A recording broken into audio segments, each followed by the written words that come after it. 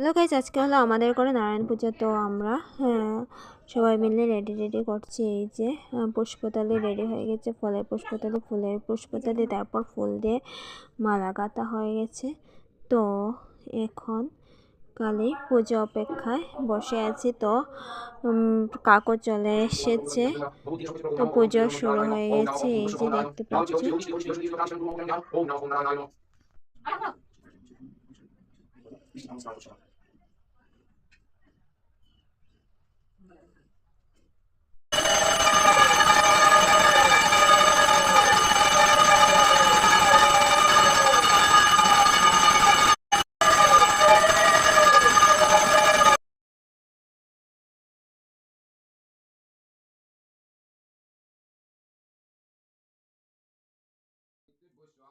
তো পুজো শেষে এখন যজ্ঞ হয়ে এসছে। তো ঘি দিয়ে যজ্ঞ পুরো কমপ্লিট হয়ে গেছে।